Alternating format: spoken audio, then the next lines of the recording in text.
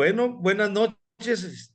Aquí lo tenemos en vivo y a todo color a nuestro magíster, maestro, una eminencia en mi persona. En lo personal lo digo con mucha satisfacción y orgullo de conocerlo a él. Siento que lo conocía de años, una gente muy preparada, una gente con una mentalidad muy brillante, manejar lugares, países, tiempos, la historia y la realidad de las cosas, de lo que está pasando en el mundo, algo que creo es una pericia que tiene mi maestro Alejandro Gabriel Cacique. Y él es licenciado en Relaciones Internacionales, maestro en Defensa Nacional, es especialista en seguridad ciudadana y estudios árabes e islámicos, que eso es bien difícil. Yo cuando lo escucho ni quisiera irme. Síguele hablando. Cuenta con una maestría en inteligencia estratégica nacional, docente universitario, es escritor y policía retirado con 39 años de servicio. Actualmente es coordinador regional para América Latina y el Caribe del CISEG, Comunidad de Inteligencia y Seguridad Global, entre otras habilidades y aptitudes que me restaría el tiempo, pero sin más, y como siempre, un invitado especial para mí en lo personal, creo que para todos aprendemos de él. Con ustedes, el maestro Alejandro Gabriel Casaglia, yo le digo Casiglia, pero es Casaglia. Maestro, tienes el auditorio. Bueno, bárbaro. Bueno, gracias Francisco. Buenas noches para todos los que estamos de este lado del mundo. Es un placer poder estar en este espacio que ya hace años que Francisco y la gente de la Hora del Perito me han dado lugar, que el otro día me mandaron un presente hermoso y que ahí lo estoy exhibiendo en mis redes sociales. Así que bueno, sé que es un espacio de gente que está vinculada al tema del lavado de dinero, del financiamiento del terrorismo. Lo mío no va por ese lado, yo no soy contador, pero bueno, hablaremos del tema del financiamiento del terrorismo. Tengo una presentación extensísima, veremos qué podemos ver. Algunas cosas las pasaremos rápidas y por supuesto si hay preguntas me pueden interrumpir en cualquier momento, no me molesta, todo lo contrario. Como siempre digo, hay gente que piensa que no, que voy a preguntar esto, que es una pregunta, quizá una pregunta que resulte tonta. Yo digo que las preguntas más sencillas o las que a veces cree alguien que es una pregunta tonta es la que termina despertando el mejor debate. Así que no duden en preguntar. Bueno, vamos a proyectar. Yo, por supuesto, a partir del momento que proyecto no los veo, con lo cual, si quieren preguntar, se tienen que desmutear directamente y preguntar porque yo no veo si levantan la mano, etcétera. Bueno, ahí vamos. Bueno, yo voy a hablar del financiamiento del terrorismo desde mi humilde experiencia. Les voy a repetir, yo no soy perito ni técnico en temas contables, no soy contador, pero vamos a aportar algunos ítems que tienen que ver con el tema del financiamiento, porque ustedes saben que el terrorismo, si no tiene financiamiento, no podría funcionar. Entonces, aclarar algunos puntos de partida, como siempre hago. Me gusta empezar aclarando algunos puntos. Esta primera imagen que todos se preguntarán qué es. Esto es un principio religioso del Islam, que es el principio de la taquía. Es un principio que tiene que ver con maniobras de enmascaramiento, podríamos decir. Es un principio que nace, a ver si lo tenemos acá, nace durante la revelación del Corán. Lo pueden encontrar en el Corán, en la Sura 3, en la Leya 28, en la cual dice: son los no musulmanes los que mienten, y el musulmán que sufre coacción, pero permanece en el Islam, su corazón permanece en la fe del Islam, no miente aunque no diga la verdad, y hay circunstancias que compelen la mentira al musulmán. Bueno, en este momento explicar que a diferencia de nosotros, de los cristianos, los musulmanes no tienen el concepto de pecado. Ellos tienen dos conceptos que son haram y halal. Haram es lo prohibido, halal es lo permitido. En ese sentido, digamos que la peor falta que puede cometer un musulmán ante los ojos de Alá, ante los ojos de Dios, es mentir. Entonces, en base a esto, durante la época en la época que el profeta anunciaba el Islam, las tribus politeístas perseguían a los musulmanes. Entonces llegaban a un pueblo y le preguntaban a alguien si era musulmán, y como no podía mentir, porque la mentira es una falta la más fuerte ante los ojos de Dios, decían soy musulmán y los asesinaban y tomaban a sus mujeres prisioneras o como esclavas sexuales. Entonces, a partir de ese momento y mediante este principio, el profeta dice que si vos para defender tu vida o la de tu familia tenés que negar la religión, no te será considerada ante los ojos de Allah como una falta y no vas a ir al infierno por este sentido. Esto es un principio religioso que consiste en esto que acabo de explicar. Ahora, los terroristas este principio lo deforman y lo adaptan a sus intereses.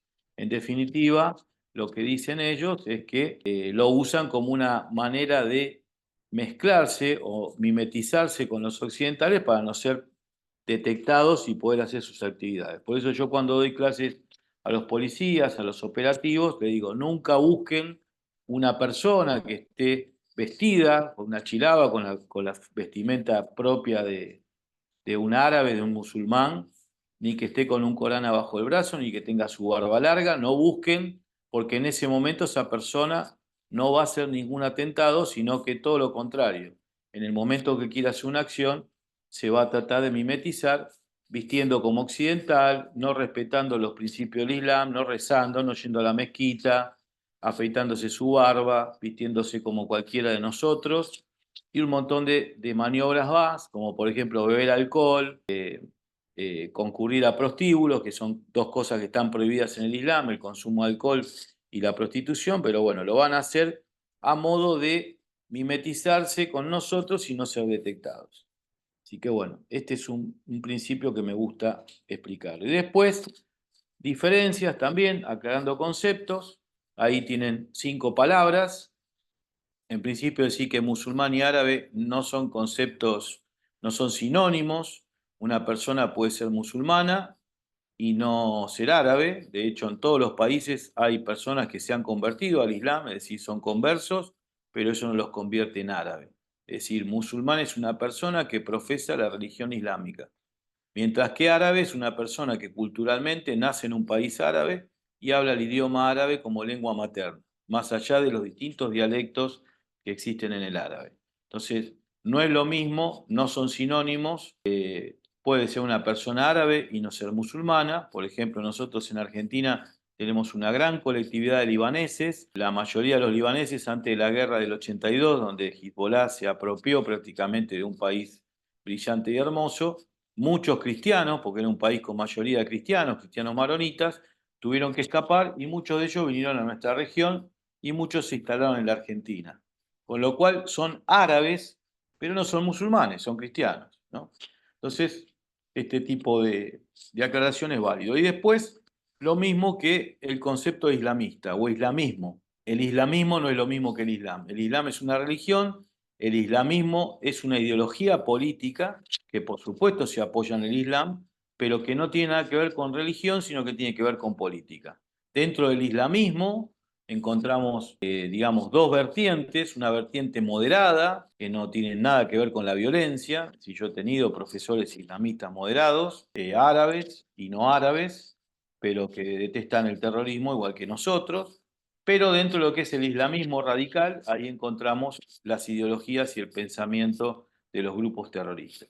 Después, bueno, el concepto islámico es todo lo que no son las personas y es relativo al Islam. Es decir, una persona no es islámica, una persona es musulmana, pero por ejemplo una mezquita es un templo islámico, el Corán es el libro revelado islámico, el rosario islámico que utilizan los musulmanes y así un montón, todo vinculado con cosas.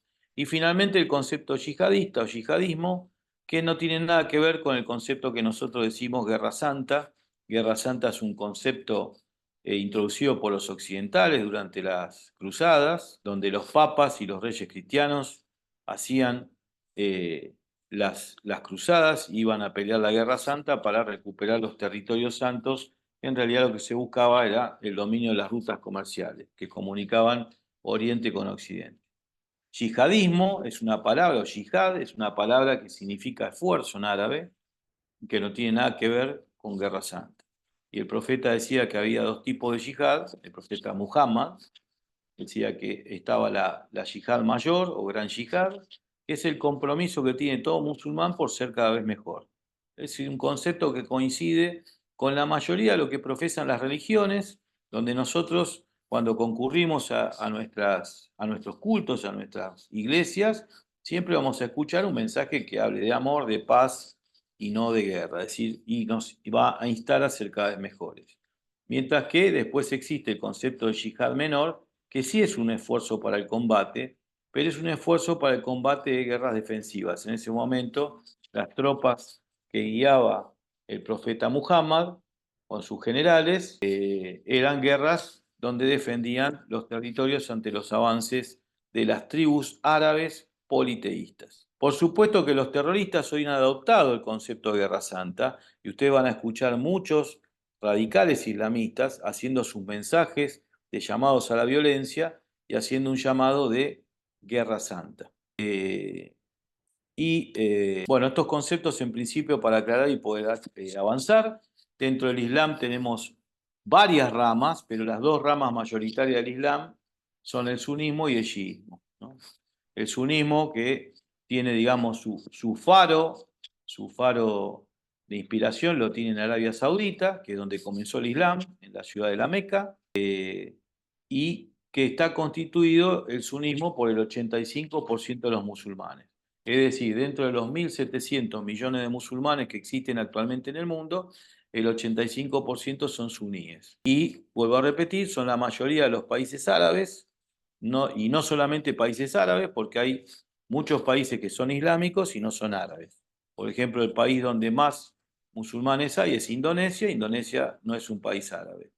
Mientras que del otro lado tenemos otra rama importante, que es la rama del chiismo, que constituyen el 12% de esos 1.700 millones de musulmanes y que tiene su faro de inspiración, o su faro ideológico, su faro religioso, lo tiene en la República Islámica de Irán. Después hay otras minorías, como los kurdos, los drusos, los yafaríes y otras ramas más, que son minoritarias, es decir, esas son las dos grandes ramas. Acá tenemos más o menos dividido lo que es el mundo islámico.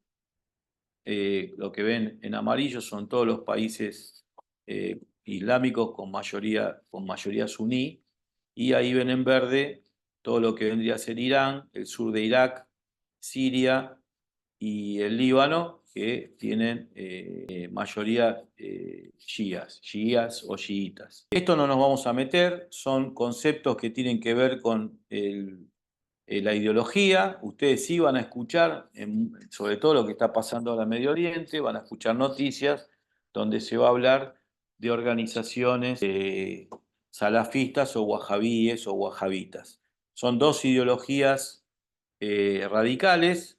El salafismo surge en el siglo XIII de la mano de un pensador que se llamaba Ibn Tamiyya, que desarrolla una ideología muy pétrea, muy agresiva, y que después eso va a ser llevado a un extremo mucho mayor a través de Abdel Wahhab, que es un tipo que en el siglo XVIII recala en la península arábiga, es cobijado por la casa saudí de los Al Saud, y desarrolla ahí también una ideología bastante violenta para que graficarlos. Por ejemplo, el extinto Osama Bin Laden, que era saudí, él profesaba el wahabismo. Mientras que, por ejemplo, su segundo, que era Ayman al-Zawahiri, o por ejemplo el ISIS, lo que profesaban era la ideología del salafismo.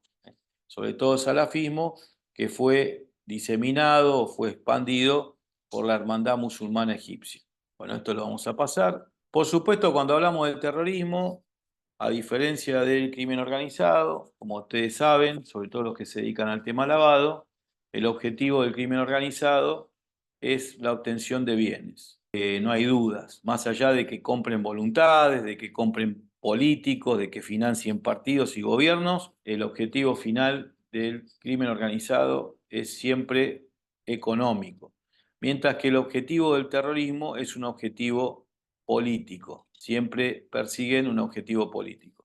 Muchos de ustedes pensarán, o algunos preguntarán, no, porque el objetivo que tenía Al Qaeda era un objetivo religioso. Para nada. Osama Bin Laden, en sus discursos de las cuevas de Kandahar, en Afganistán, decía que lo que buscaban ellos era la instauración de un califato universal y la implantación de la Sharia, la ley islámica, dominando el mundo. Si cuando hablamos de califato estamos hablando de una imagen política. Califa, que es una imagen, una definición, un puesto que se funda cuando muere el profeta Muhammad. Califa significa el que guía. ¿El que guía a quién? El que guiaba políticamente a la umma, a la comunidad islámica en ese momento que se desarrollaba y crecía. Con lo cual, al tratarse de una modalidad, de una actividad, objetivos políticos, se nos complejiza al momento de percibirlo y definirlo. Por supuesto que, por ejemplo, si hablamos de Hezbollah y preguntamos en el Líbano qué, le van a decir que es un partido político, lo cual es parte de la verdad. De hecho, Hezbollah significa partido de Dios. Pero si cruzamos la frontera y vamos a Israel y preguntamos qué es el Hezbollah, nos van a decir que es una organización terrorista. Ambas son parte de una verdad. Por supuesto, va a depender de la percepción que tengan. Si ustedes van a Rusia y preguntan qué es Hezbollah, le van a decir que es un partido político. Si ustedes van a Estados Unidos, o por ejemplo en mi país, Argentina, que en el 2018 reconoce a Hezbollah como un grupo terrorista. Con lo cual, definición y percepción es muy difícil. Lo que sí tenemos son tres elementos o digamos, escritos internacionales que nos sirven para apoyarnos, que son la resolución 1267 del año 99, resolución del Consejo de Seguridad de Naciones Unidas, que básicamente, entre otras cosas, lo que decía la resolución 1267 era que se reconocía a Al-Qaeda y el régimen talibán como grupos terroristas. ¿Por qué en el 99? Porque en el año 98 ya Al-Qaeda había golpeado fuertemente a los Estados Unidos y sus intereses. De hecho, ya en el 93 Al-Qaeda golpean las Torres Gemelas. Las Torres Gemelas en el año 1993 se produce la explosión de una camioneta cargada con explosivos que por suerte no logró afectar la estructura de las torres, y en el año 98 la Al-Qaeda, comandada por Osama Bin Laden, va a realizar 3 golpes muy importantes en intereses americanos, que son las voladuras de las embajadas americanas en Kenia y Tanzania, y el ataque contra el buque americano, el USS Cole, que le tiran un bote con explosivos y daña la estructura del barco y mata a muchos marinos americanos. A partir de ese momento, Estados Unidos y sus aliados empiezan a presionar dentro del Consejo de Seguridad de Naciones Unidas, teniendo en cuenta que Estados Unidos es un miembro permanente del Consejo de Seguridad y tiene mucho peso, y se va a sancionar a sacar esta resolución que es adoptada por todos los países miembros de Naciones Unidas. Después, cuando se producen los ataques en el 2001, se va a sacar otra resolución importante, que es la resolución 1373, que hablaba del congelamiento de capitales vinculados a actividades terroristas. Ustedes recordarán que Bin Laden pertenecía a una familia saudí, una familia de empresarios, entonces se hablaba del tema de la financiación del terrorismo, entonces se buscaban capitales que iban destinados a financiar actividades terroristas y bueno, lo que se hacía era congelarlos. Y finalmente tenemos, creo que la resolución más importante, que es la 1566 del año 2004, que ahora la vamos a ver en su artículo 3º, nos quita todas dudas para decir quiénes son terroristas y quiénes no. Los listados, por supuesto, todo lo que tiene que ver con listados de organizaciones terroristas o personas sindicadas como terroristas o sospechados de ser terroristas, esos listados los confecciona el Comité 1267, que es un comité que funciona dentro del Consejo de Seguridad y que se formó en el año 99 a partir de la resolución 1267. Y acá, esta resolución que les decía yo, del 2004, la 1566, en su artículo 3º, dice, recuerda que los actos criminales, inclusive contra civiles, es decir, cuando analizamos algunos de los atentados que han ocurrido, sobre todo, bueno, hace poco conmemoramos, digo, el ataque que hizo Hamás en el territorio israelí y que fue exclusivamente, casi exclusivamente, un ataque contra civiles, porque si bien hubo un ataque contra una unidad militar, la mayoría de los 1.200 asesinados fueron civiles. Y habla de la intención de causar la muerte, lesiones, toma de rehenes, ¿no? Ahí también jamás se llevó más de 200 rehenes, en la actualidad hay más de 100 que permanecen todavía en poder de la organización terrorista Hamás. y con el propósito de provocar un estado de terror en la población y obligar a los estados a hacer o dejar de hacer algo, ¿no? A los gobiernos o a las organizaciones internacionales. Y hay una parte fundamental cuando quedan dudas, que es la última parte que dice: no se admite causa de justificación alguna por considerar esos ataques de motivación política, filosófica, ideológica, racial, étnica, religiosa u otra similar. Con lo cual, acá no caben dudas cuando llega el momento de eh, señalar que es un grupo terrorista y cuál no. Acá tenemos las similitudes que existen entre el crimen organizado y el terrorismo, que son similitudes de operatividad, es decir, los modus operandi son los mismos. El ISIS cortaba cabeza, decapitaba gente en el año 2014, mientras que sabemos que también, por ejemplo, en las cárceles brasileras, el PCC brasilero decapitaba a sus adversarios. También en los penales en Ecuador, los lobos, los choneros y otras agrupaciones criminales también hacían lo mismo, con lo cual el modus operandi es lo mismo. También el crimen organizado usa explosivos, lo mismo. Las extorsiones, que las usa tanto el crimen organizado como el terrorismo, el poder de adaptabilidad del crimen organizado y los métodos de financiamiento son los mismos. Las organizaciones criminales se financian de actividades criminales, por supuesto. Una de las más conocidas es el narcotráfico, y por supuesto el terrorismo también se financia con el narcotráfico. De hecho, los talibán y los grupos terroristas que están en la zona de Afganistán se están financiando con los cultivos de amapola y los derivados de los opiáceos, ¿no? Y la diferencia, como dijimos antes, está en el objetivo. Esto sí tiene que ver, la diferencia entre lavado de dinero y financiamiento, que ustedes la deben conocer perfectamente. El lavado de dinero que proviene de actividades ilícitas, mientras que el financiamiento del terrorismo puede venir el dinero de actividades ilícitas o de actividades lícitas. El propósito del lavado es ocultar el origen del dinero, mientras que en el financiamiento el propósito es ocultar el destino del dinero. Los montos en el caso del lavado son grandes, en el caso del terrorismo son pequeños, y en el caso del lavado la trazabilidad circular, mientras que en el terrorismo la trazabilidad es lineal. Estas son algunas agrupaciones terroristas que nosotros conocemos, que yo llamo agrupaciones terroristas, grupos terroristas que conocemos nosotros en Occidente, y la forma de financiamiento son los secuestros extorsivos, robos a bancos o blindados, los famosos impuestos revolucionarios, las extorsiones, que en algún lugar se le llama peaje, en otros vacuna, en otros se le llama renta, el narcotráfico, los aportes voluntarios, etc. Vamos a pasar esto y vamos a ir a cómo se financian las organizaciones terroristas, porque veo el reloj que avanza rápidamente y no quiero tomar más tiempo del que me corresponde. ¿Cómo se financian las organizaciones terroristas islamistas radicales? Acá tenemos mencionados algunos grupos terroristas, hay muchos más, hay muchos más. Tenemos el caso Al-Qaeda, que es una red terrorista, no es una organización. Después tenemos el régimen talibán, que ha vuelto al poder en Afganistán, que está dentro de mencionar la resolución 1267, pero que actualmente el régimen talibán tiene el gobierno de Afganistán y que incluso se han presentado en la Asamblea General de Naciones Unidas. Veremos cómo va a evolucionar ese concepto, pero por ahora es considerado un grupo terrorista. Después, bueno, tenemos Hezbollah, que es el único grupo terrorista de la rama chií. Todos los demás que están acá, más todos los que a ustedes se le ocurran o hayan escuchado, todos pertenecen a la rama suní del Islam. El único grupo terrorista de la rama chií o chiita es el Hezbollah. Más allá de que también Irán tiene un grupo paramilitar, que es la Fuerza al-Quds, que son los que han combatido, por ejemplo, en la guerra en Siria y que derrotaron al Daesh. Y que hoy las fuerzas al-Quds están combatiendo en distintos frentes, sobre todo, por ejemplo, en Yemen, apoyando a los guerreros hutíes, por ejemplo, por supuesto en Siria, en el Líbano apoyando a Hezbollah, etcétera, etcétera. Yo acá veo algunas preguntas en el chat.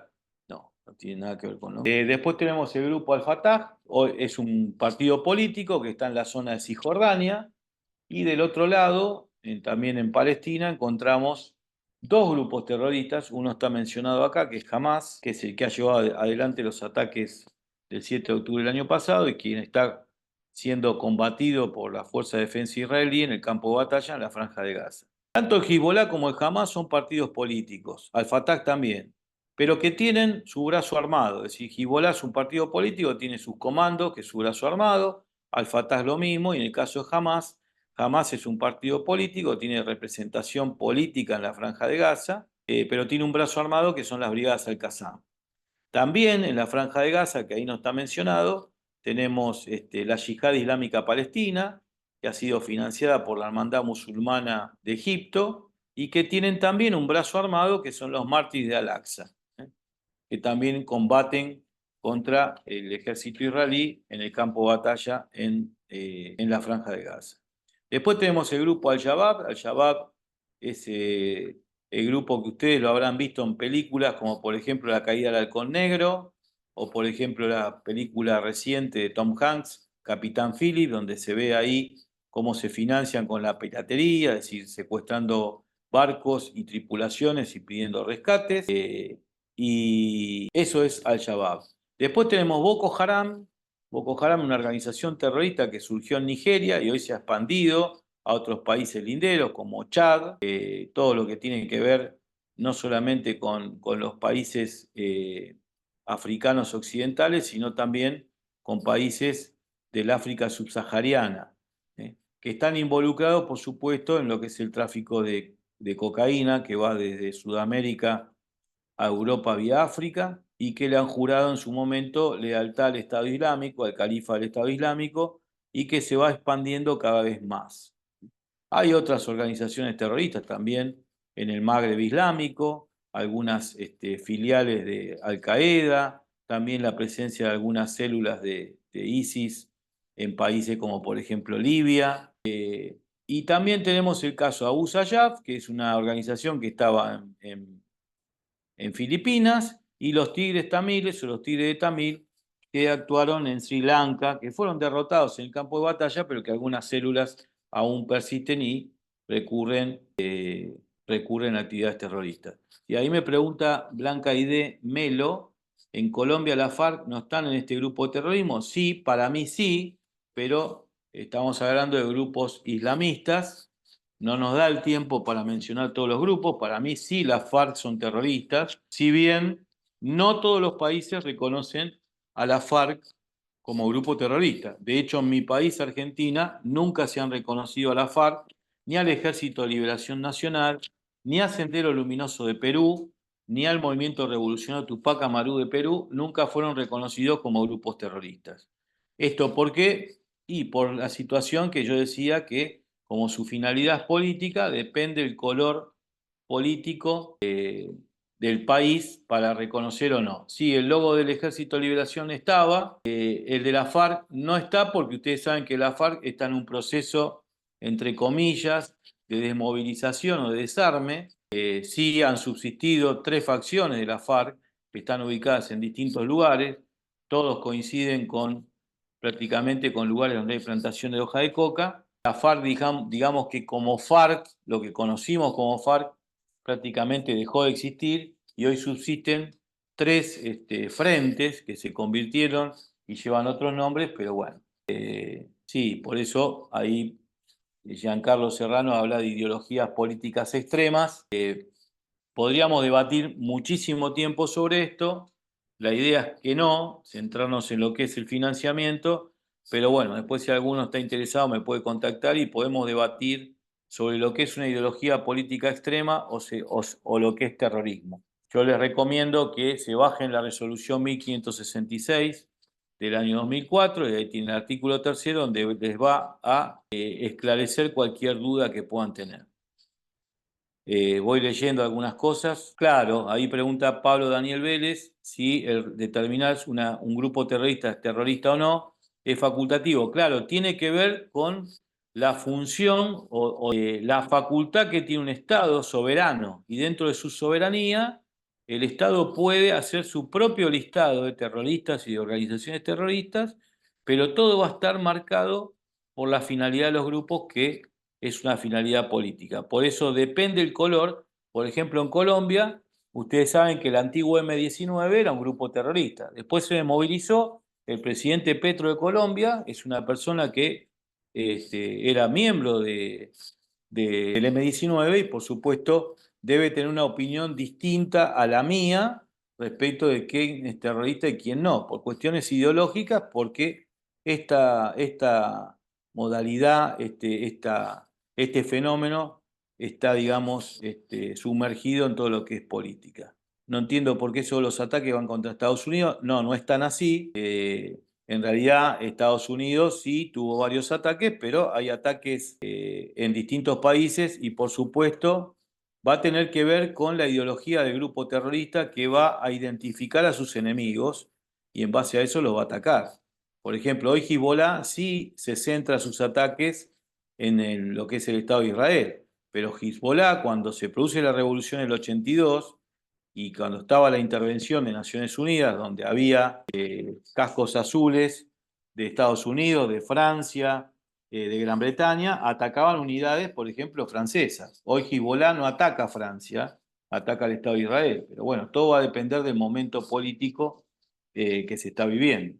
El ISIS, por ejemplo, la mayor cantidad de los ataques de ISIS ocurren contra países europeos. Y no, por ejemplo, el ISIS no ha golpeado nunca a Israel, ni tampoco el ISIS ha golpeado como Al Qaeda en Estados Unidos. Por eso todo es muy complejo como para explicarlo todo en una hora, pero bueno, de todas maneras me alegra que pregunten y trato de dar las respuestas. ¿Me recuerda la resolución? La resolución es la 1566 del año 2000. No hable de él, por favor.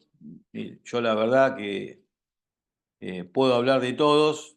Por supuesto, cada uno podrá darle la interpretación que quiera, pero bueno, acá por suerte los amigos de la hora del perito siempre me han dado libertad de cátedra y bueno, ¿qué se debe hacer para solucionar el problema de Israel? Uy, imagínate Eliezer Campos, imagínate que si en tantos miles de años, o la última parte del conflicto, en décadas, gente mucho más capacitada que yo no lo pudo solucionar, dar una respuesta a tu pregunta acá en este lugar y en pocos minutos es casi imposible. Los que atentaron contra la AMIA, pregunta Carlos Alberto Sánchez, los que atentaron contra la AMIA, está determinado por la justicia, fue el grupo Hezbollah, el grupo terrorista Hezbollah, y que fue ordenado el atentado y financiado de la República Islámica de Irán. Ahí lo pueden ver en la última resolución que sacó al respecto la Cámara de Casación Penal de Argentina, que es el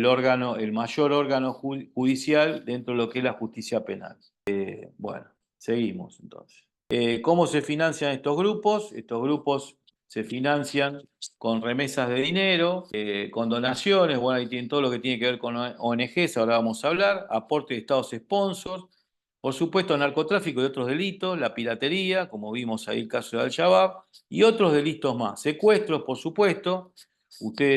Yo tengo varios amigos, periodistas, que han sido secuestrados y hay países que han pagado secuestros, por ejemplo, al Frente al-Nusra en Siria. El Frente al-Nusra era la representación de Al-Qaeda en Siria, en la guerra en Siria, y también, también el Daesh, el ISIS, ha tomado muchos secuestrados, periodistas, personas que estaban trabajando.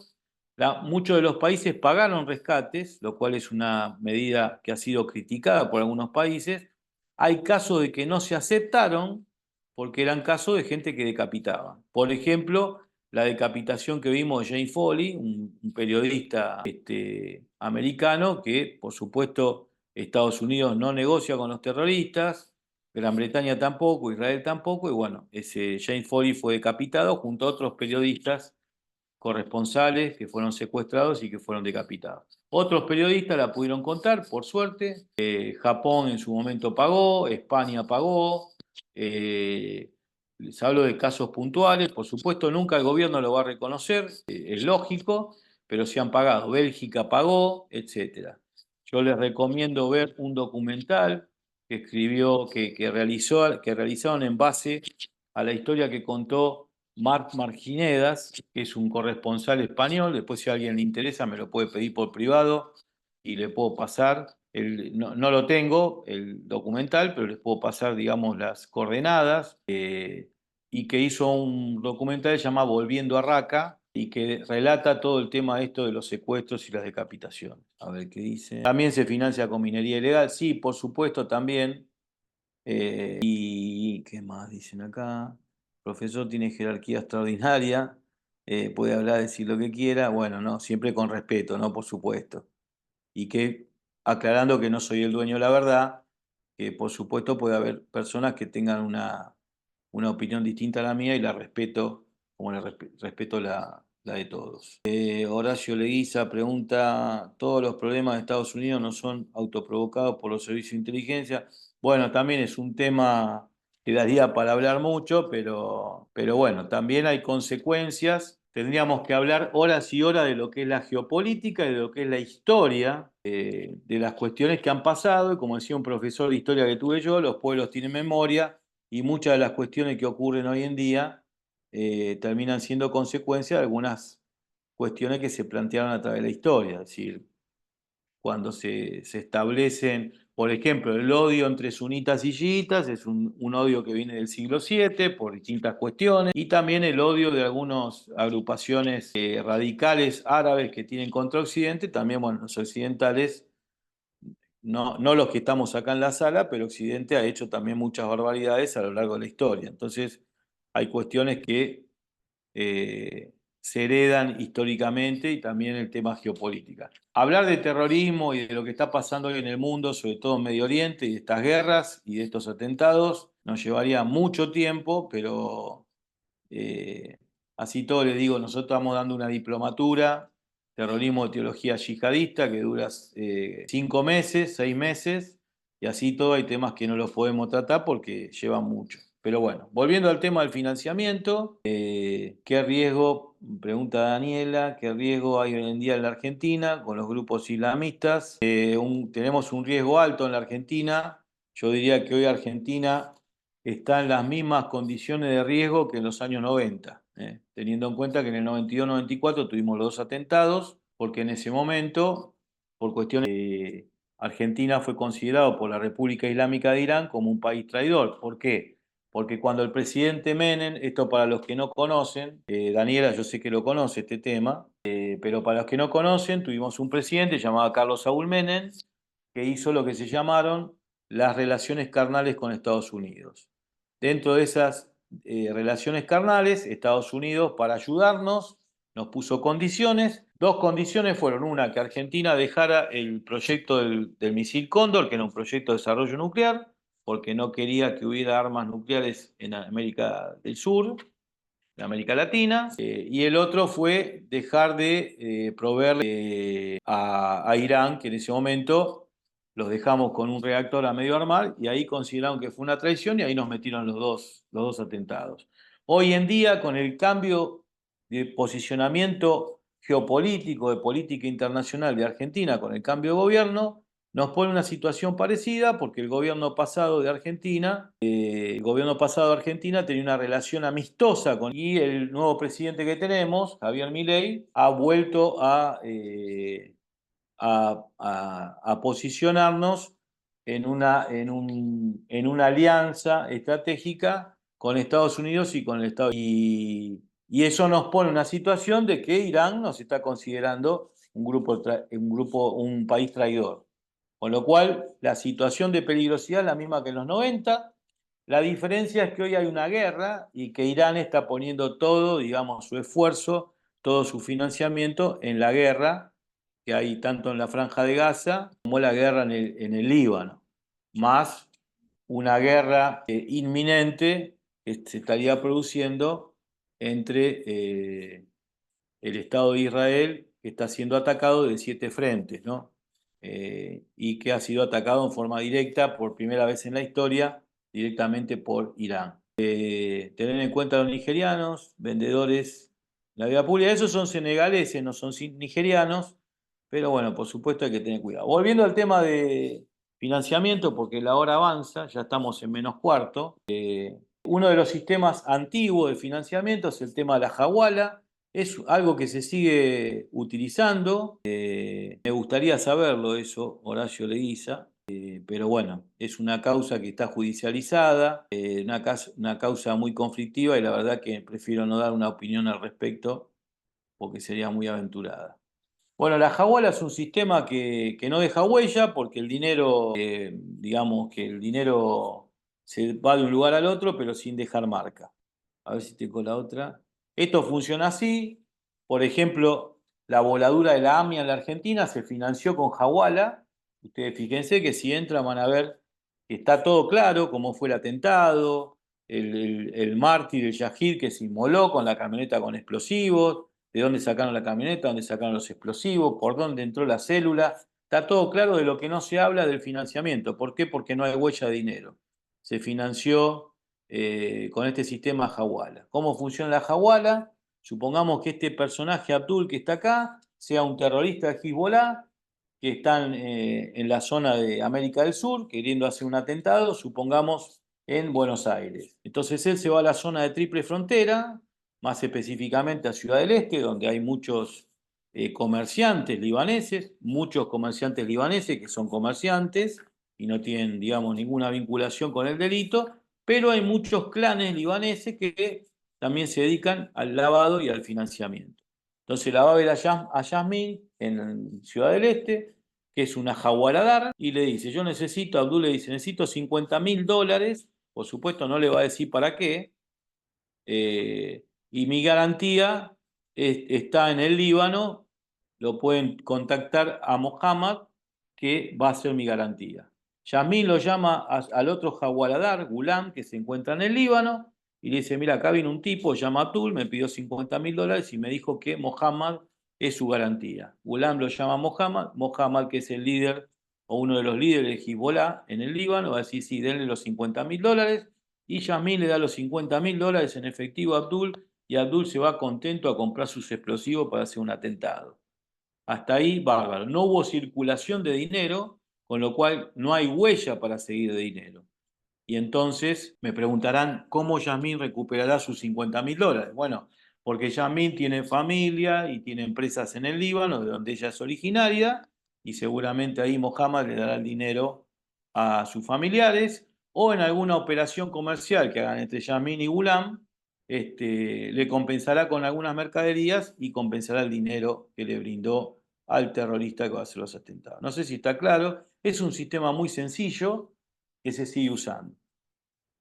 A ver acá, es verdad que el Mossad hizo justicia por la Argentina, que no investigó, que estuvo involucrado. Bueno, son temas políticos que son muy debatibles, ¿no? Y hay cosas que no se saben porque en los hechos que hace la inteligencia israelí nunca se los adjudica. Por ejemplo, la operación el otro día con los Vipers en el Líbano, Israel no se lo adjudicó. Todos sabemos cómo fue la operación, pero Israel no se lo adjudicó. Y en el caso de Mossad, por ejemplo, con el tema de Argentina, sí, aparentemente Mossad se lo cargó a Imad Muniyeh en Siria.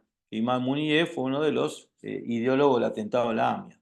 Pero bueno, nunca lo van a reconocer, es parte de sus códigos de inteligencia.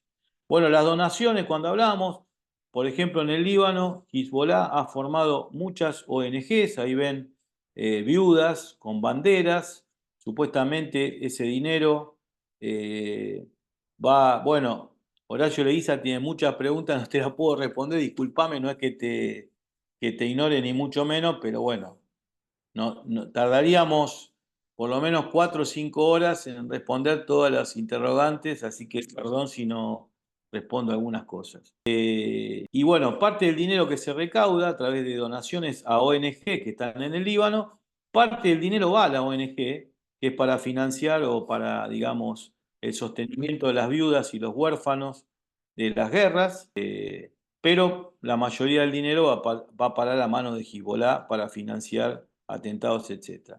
Irán es un país que está considerado como sponsor del terrorismo, no solamente financia a Hezbollah, sino que, vamos a pasarlo esto, ahí tenemos las palabras del recientemente fallecido Hassan Nasrallah, líder de Hezbollah, hasta hace unos días atrás, donde él reconoció públicamente que la Guardia Revolucionaria de Irán, los Pasdaranes, financian el 70% del presupuesto de Hezbollah. Y acá tenemos cómo lo hace, es decir, ustedes saben que Irán es una teocracia donde Si bien tiene un presidente, que es una figura política, Irán, al ser una teocracia, tiene al líder supremo, que en este momento es el ayatolá Ali Khamenei, y que tiene detrás de él, digamos, el grupo que lo apoya, su guardia pretoriana, que es la Guardia Revolucionaria, los Pasdaranes, y que sacan el dinero del Banco Central de Irán, lo tercerizan a otro banco, y de ahí sacan el dinero y va a parar a manos de Hezbollah y otras organizaciones. Acá tenemos algunos números de los últimos años, por ejemplo, entre 700 y 800 millones por año de dólares que van a parar a manos de Hezbollah. Calculo que hoy con la guerra que se está desarrollando, ese monto habrá crecido mucho más. También 100 millones por año que le han dado a Hamas y a la Yihad Islámica Palestina, ambas organizaciones terroristas de la rama suní que funcionan en la Franja de Gaza y que son financiadas por Irán, si bien no son chiitas, son sunitas, pero digamos, dejan de lado sus diferencias ancestrales, religiosas y políticas del siglo VII, porque tienen como común un objetivo que es la eliminación del Estado de Israel. Y después, por supuesto, otros dineros más. Por ejemplo, acá tienen dinero que se ha mandado a Yemen a los guerreros hutíes, que son apoyados de Irán. Bueno, hablamos la Yihad Islámica Palestina, Hamas, el Hezbollah en el Líbano, y por supuesto las milicias pro-chiitas en Irak, por supuesto también billones de dólares que se han enviado para sostener al gobierno de Bashar al-Assad en Siria, etcétera, etcétera. Es decir, Irán es reconocido mundialmente como un país sponsor del terrorismo. También Arabia Saudita fue considerado también como un país sponsor del terrorismo, ya que cuando surge, ahí ven abajo, el estandarte del profeta Muhammad, que era el símbolo de ISIS, de Daesh, cuando se forma Daesh al principio, recibía financiamiento de Arabia Saudita, con lo cual muchos consideran que Arabia Saudita también es un estado sponsor del terrorismo. También Egipto, durante el gobierno, recordarán que cuando fue derrocado Mubarak en Egipto, y dentro del contexto de las primaveras árabes, se hace un llamado a elecciones. En las elecciones triunfa la Hermandad Musulmana, de la cual ven acá abajo el logo de la Hermandad Musulmana. Asume el gobierno de la Hermandad Musulmana y empiezan a apoyar económicamente a la Yihad Islámica Palestina en la franja de... Después, por supuesto, hay una movida ahí apoyada por Estados Unidos, etcétera. Se produce un golpe de Estado en Egipto, los hermanos musulmanes son derrocados, son encarcelados y asume el general al-Sisi, que es el hombre fuerte de Egipto en estos momentos, que es un gobierno militar, un gobierno de facto. Bueno, respecto al narcotráfico, tenemos el tema de los cultivos, que ustedes saben que durante los 20 años de presencia americana en Afganistán, no solamente no se extinguieron los cultivos de amapola, de donde se saca el opio, sino que crecieron un 80% de las plantaciones, y de ahí el amplio financiamiento que tiene el régimen talibán, el grupo talibán en Afganistán, ¿no? También plantaciones en Pakistán.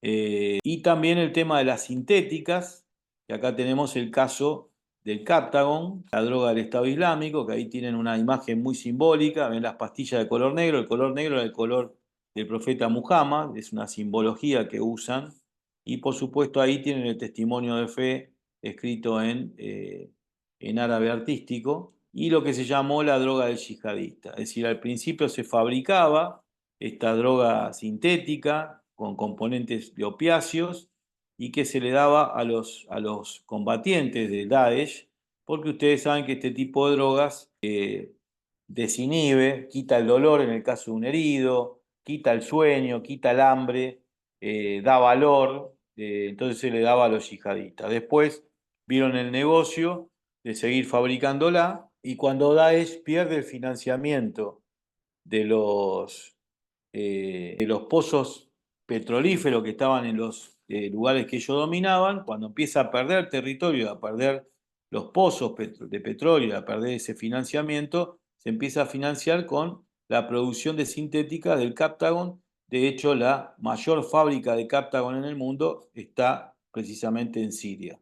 Bueno, la piratería, les recomiendo, no hay tiempo, vean la película Capitán Phillips y van a ver que estos piratas somalíes pertenecientes a la organización terrorista Al-Shabaab, que es una filial de Al-Qaeda en Somalia, cómo secuestran barcos y tripulaciones y después piden rescate y con ese rescate se financian.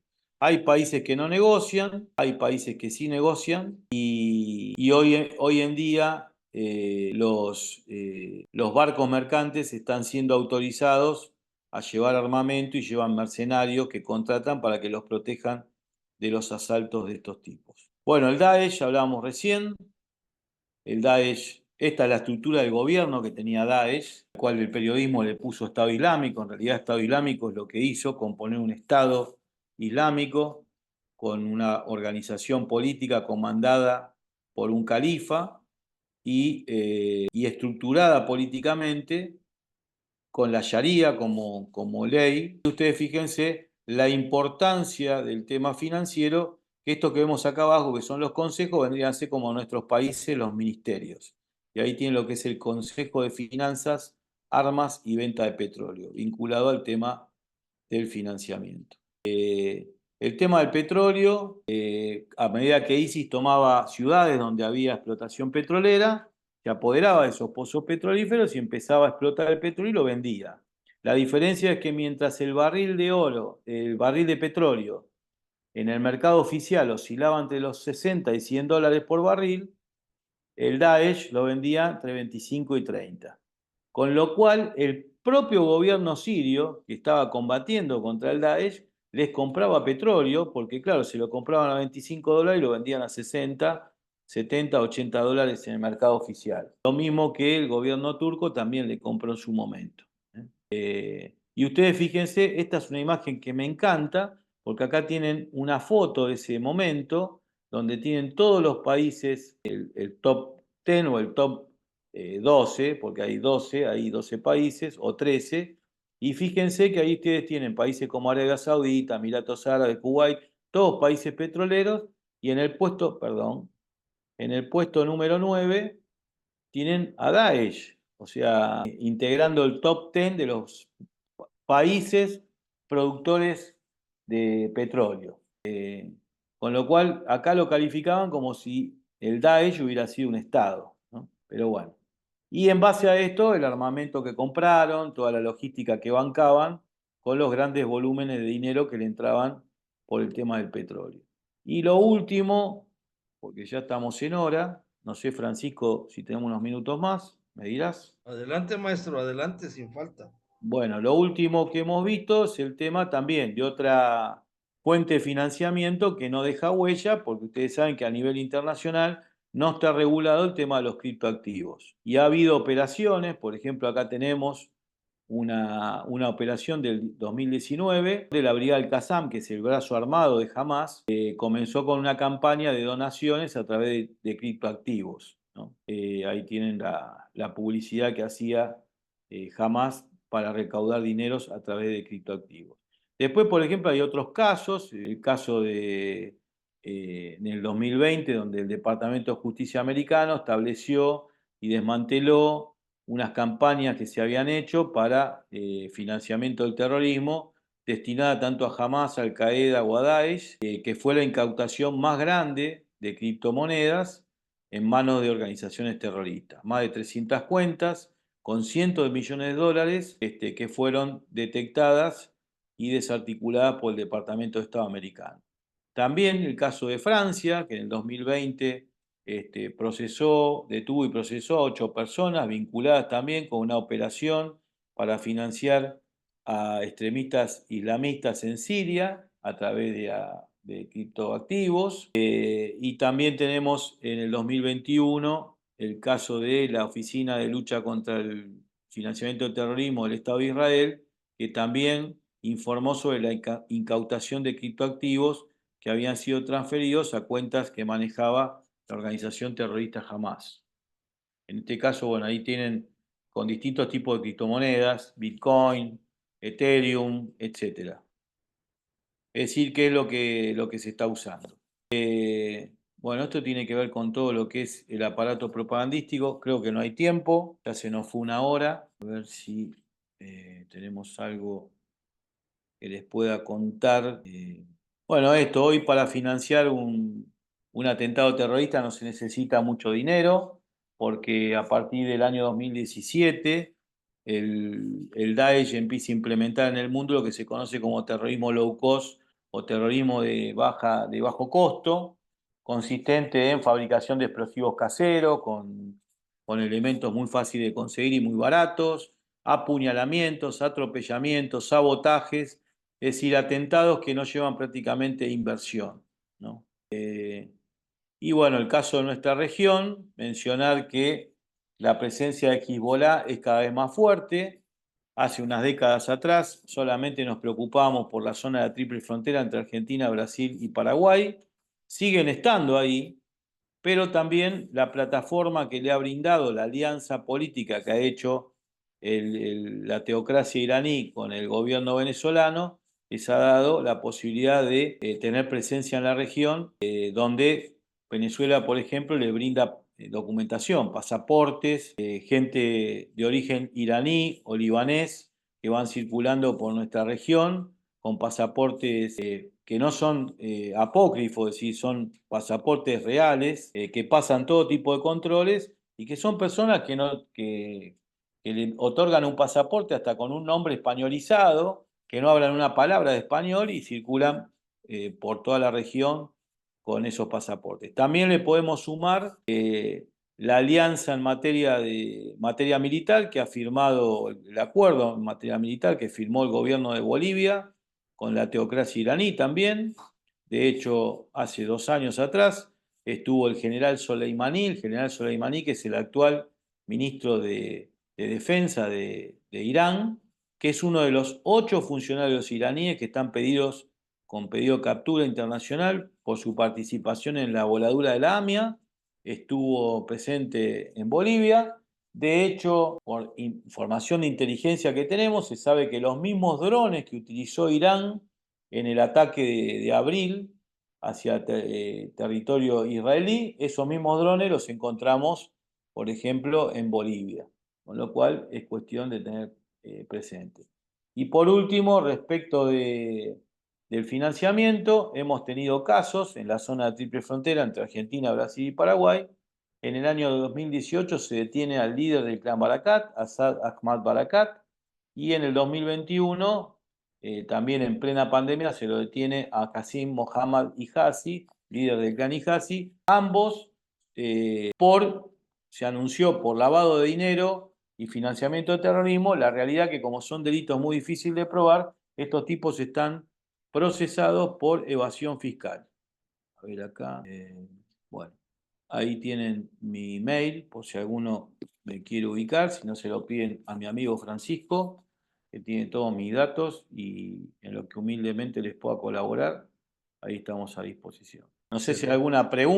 alguna pregunta, algún comentario, acá quedo disponible. Claro que sí, evidentemente, con toda confianza, nos queda siempre tinta en el tintero. Es que es un maestro, la verdad que mis respetos y una gran persona fuera de lo que hablamos ahorita en esto de la ponencia. Una persona que nos da el conocimiento de las realidades que estamos viviendo y que debemos de prestar atención, ¿verdad? Porque él se prepara. El tiempo.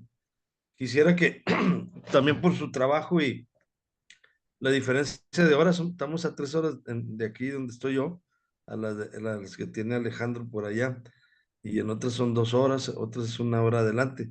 Pero siéntanse con la confianza de hacer una pregunta si alguien quiere hacerla o un agregado. Yo la verdad siempre aprendo de él mucho porque aparte de que es histórico, o sea, historia y es presente, y también podemos decir que hasta cierto punto es el futuro de los que vienen atrás.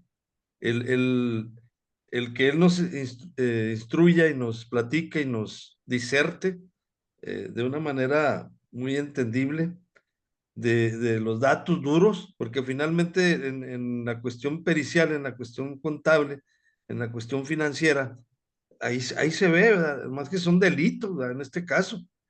Son cuestiones, por ejemplo, el tráfico de órganos, tráfico de personas, la inmigración ilegal. Lo más ilegal en contra de la ley establecida, y no nomás la ley de un país, de todos los países en los que se involucra toda esta serie de situaciones en las que el crimen organizado, como pues, dice llanamente lo estamos hablando, el maestro nos ilustra, nos pone a pensar y analizar cuando nos toque hacer un dictamen pericial o un informe pericial el origen de los recursos.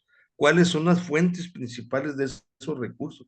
Si bien es cierto, para mí, yo se los digo, aunque va a haber otra oportunidad y lo vamos a seguir invitando a nuestro maestro, es muy difícil, fíjense lo que les voy a decir, y el maestro aquí está presente. ¿Cómo blanquear el dinero? ¿Cómo blanquear el dinero sucio en algo lícito? Ojo, ¿cómo blanquear el dinero en algo lícito? Van a decir, no, hombre, pues es bien sencillo. No, no es sencillo.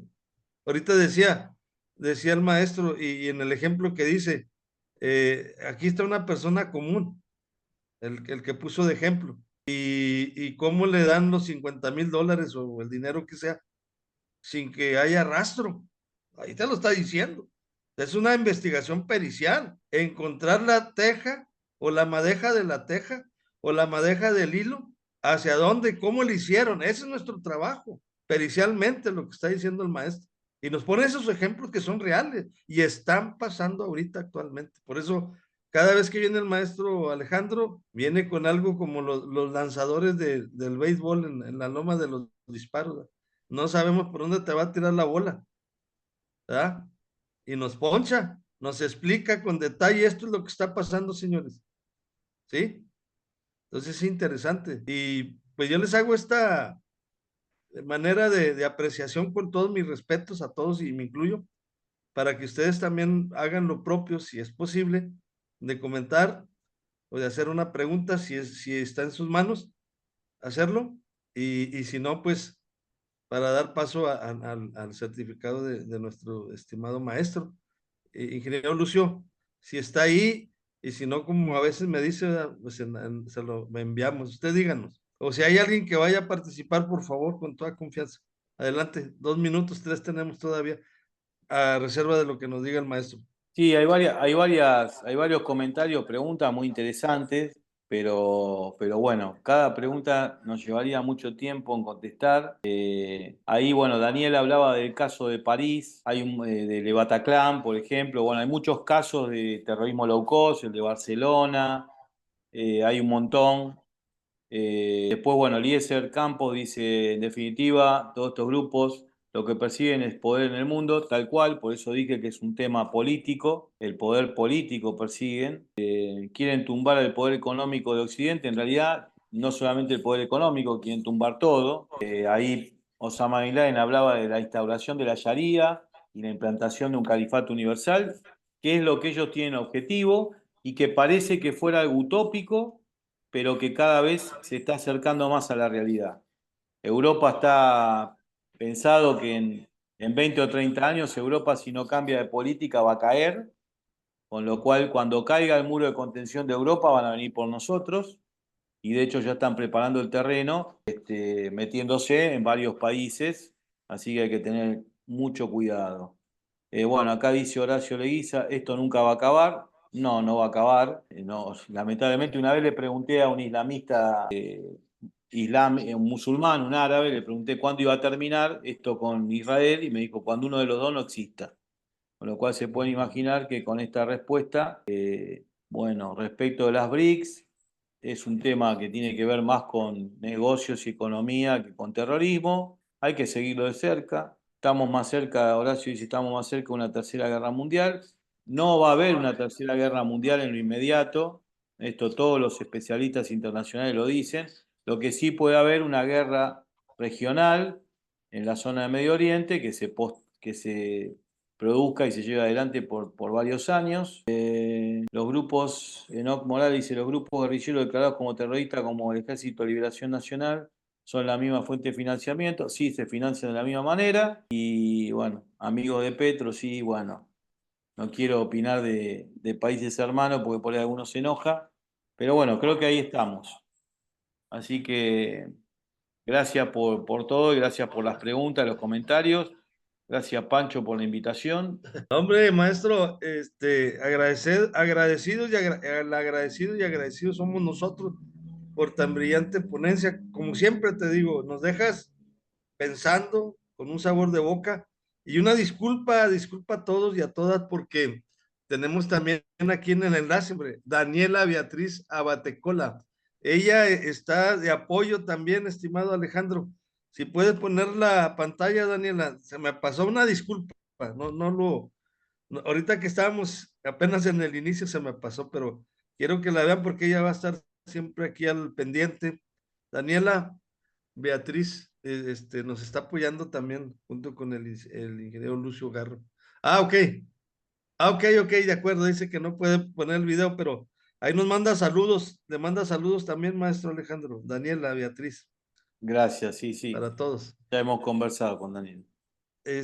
Bueno, pues vamos a pasar a la certificación de nuestro maestro hoy, que estuvo con nosotros para hacer entrega del diploma, maestro. Otro diploma más que significa para nosotros de corazón, que me quedo corto, ¿verdad? De lo que lo apreciamos. Ya sabe cuánto lo aprecio yo en lo personal y mis compañeros que están detrás de mí, ¿verdad? De la hora del perito, ya sabe que lo apreciamos mucho y queremos lo mejor siempre para usted, siempre y toda su familia, todo, Gracias, de gracias. corazón. Entonces, el Colegio de Contadores Públicos, Madre de Dios, en la hora del perito y la aula team se enorgullecen para otorgarle al maestro, al licenciado, al investigador, siempre atento, Alejandro Gabriel Casaglia, yo le digo Casiglia, en reconocimiento a su destacada participación en calidad de expositor, abordando el importante tema, financiamiento, terrorismo y su alcance mundial. Interesante tema. Este valioso aporte tuvo lugar de forma virtual en la hora del perito el 11 de octubre del 2024 en Puerto Maldonado. Lo otorgan Marcos Fernando Tellería Navarro, que es el decano del Colegio de Contadores Públicos Madre de Dios, la directora CPC Sandra Rodríguez Loaiza, del Colegio de Contadores Públicos de Madre de Dios, y bueno, su servidor que siempre lo estima, lo apoya y está a su disposición, Francisco Javier Ramos, en calidad de director académico. Maestro, felicidades. Yo sé que en otro momento lo voy a tener porque siempre reitero y repito, nos deja pensando y de eso se trata, de que nos pongamos las pilas para ser mejores personas y portarnos bien, creo que es lo correcto. Usted dígame. Bueno, muchas gracias. Sí, un certificado más que lo valoro mucho. Gracias por la invitación, gracias por la participación, gracias a algunos amigos que conozco, Gustavo Merani, bueno, Daniela y algunos otros que ahora no recuerdo porque había más de 100 personas en el aula. Así que bueno, un abrazo para todos y acá estamos a disposición para aportar humildemente nuestro granito de arena. Así que cuando necesite, Francisco, acá estamos. Un abrazo, un gran saludo para todos. Gracias, maestro, y saludos a todos. Buenas noches, como siempre, a la orden. Cuídense mucho.